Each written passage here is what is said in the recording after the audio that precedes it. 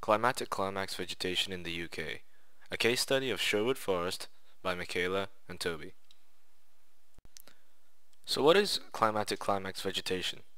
This term relates to the final point of vegetation succession, which is the evolution of plant communities at a site over time from pioneering species to climax vegetation. At each stage of succession, also known as a seral stage, the plant community alters the microclimate, and this allows other plant species to establish themselves there. Therefore, the replacement of one plant community is represented as a new seral stage, and a form of vegetation succession. Eventually, over the course of many years of succession, a climax community is reached in which all vegetation present are in equilibrium with their surrounding environment, and there is no influx of other species. As a result, there is little change as the vegetation in the climax community is suitably adapted to the environment.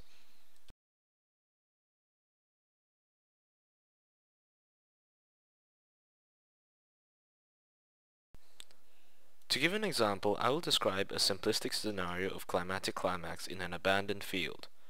These fields can be found within Britain, and are formerly oak woodland that may have been cleared for lumber, but the vegetation are now being allowed to grow naturally as a form of land conservation.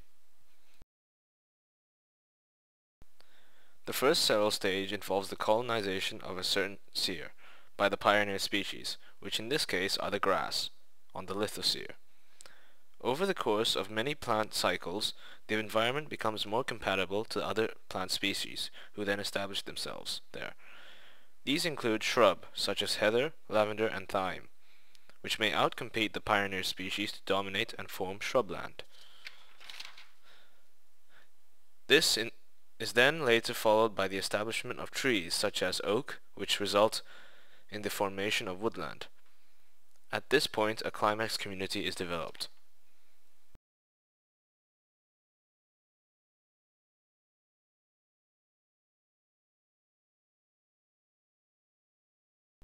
Sherwood Forest also underwent climatic climax. It is located in Nottinghamshire in England and covers 423 hectares of land, which surround the village of Edwinstone. It is a temperate deciduous forest that is in a climate which has an annual precipitation from 75 to 125 centimeters, according to seasonal fluctuations. Vegetation are exposed to hot summers and cold winters. During winter, the trees often shed their leaves in an attempt to prevent snow accumulation which freezes plant cells. Also, the dropping of leaves make the deciduous trees less heavy when coated with ice, making them more wind resistant as they have roots which are spread over a distance but are not too deep. The rich soil and overlying clay allow a various number of species to develop, such as a mixture of grass and heather, and provide the sufficient amount of nutrients for larger trees, such as oaks and spruces.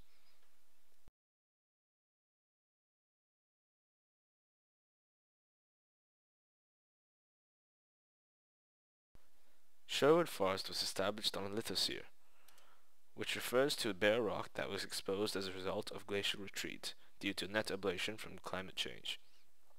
The pioneer community that colonized the area approximately 10,000 years ago was mainly composed of lichen.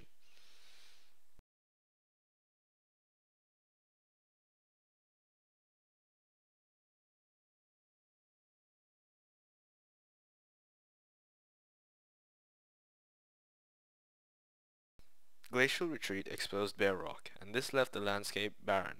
As the ground was mainly composed of sandstone, quartzite, and granite, and vegetation initially being non-existent, the area was very windy.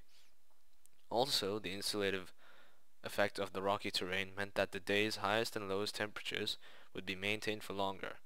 This meant that at night, the ground rock would be considerably cold and hot during the day. Such a harsh environment would be hostile to the majority of plant species at the time.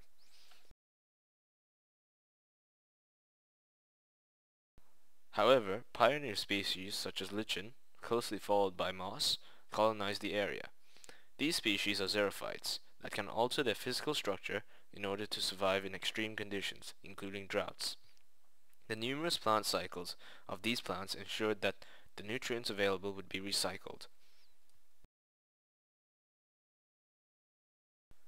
Over time, pedogenesis, also known as soil creation by lichen and moss, would also allow other species such as grass to invade and dominate the area.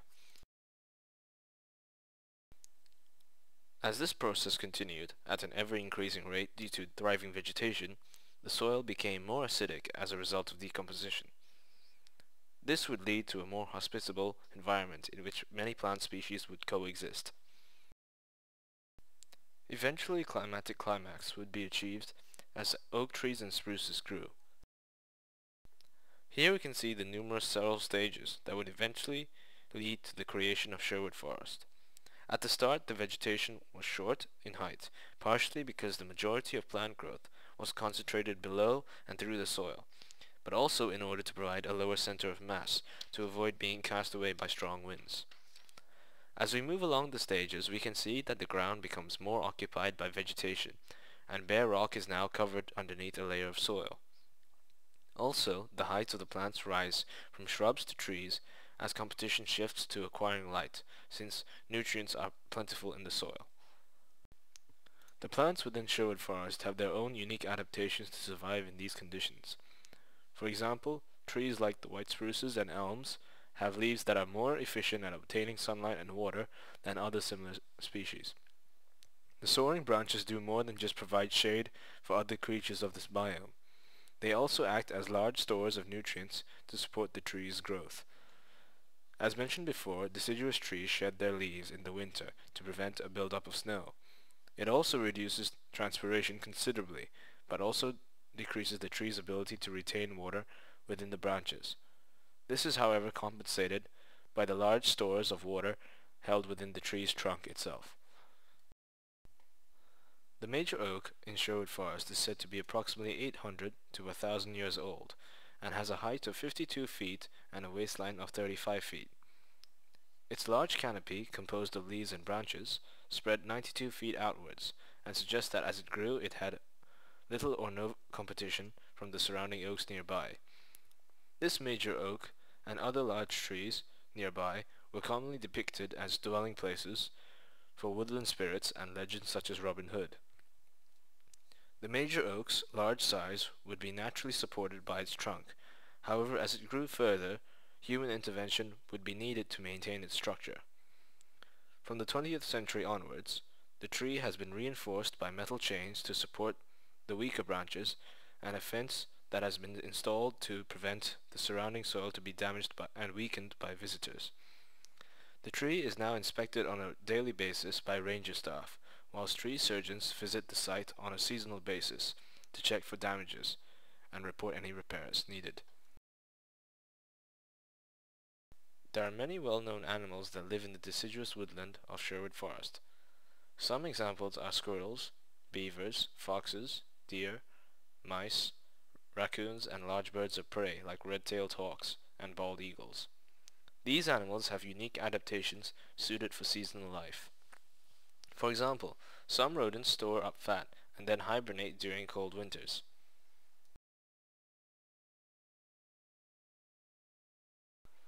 A food chain is a single transfer of energy through an ecosystem. It starts from a primary producer that is an autotroph, which can create its own food sources by photosynthesis. The food chain then progresses from primary producer to tertiary consumer. Now, food webs are a collection of food chains interlinked to show the numerous or limited food sources for each animal.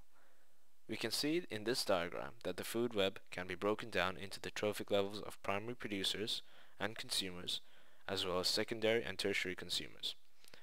The establishment of forest laws for Sherwood Forest in the year 1062 by William the Conqueror ensured that secondary and tertiary consumers would have their populations artificially enlarged solely for hunting purposes.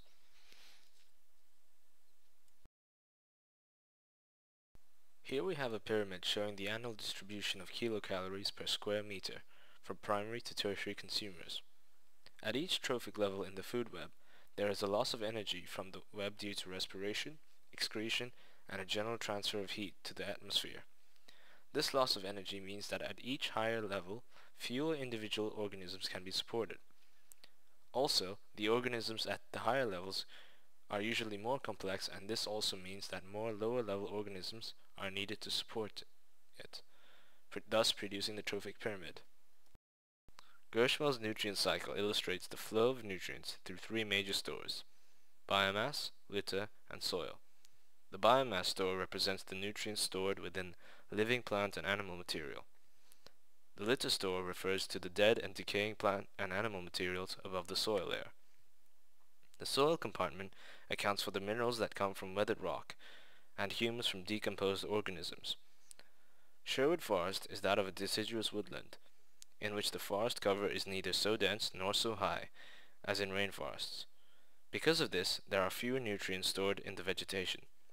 However, the autumn leaf fall decays slowly in the suboptimum temperatures, and so there is a comparatively large store in the litter layer. The nutrients are then passed into the soil by the work of decomposers, in which a considerable amount would be lost by leaching.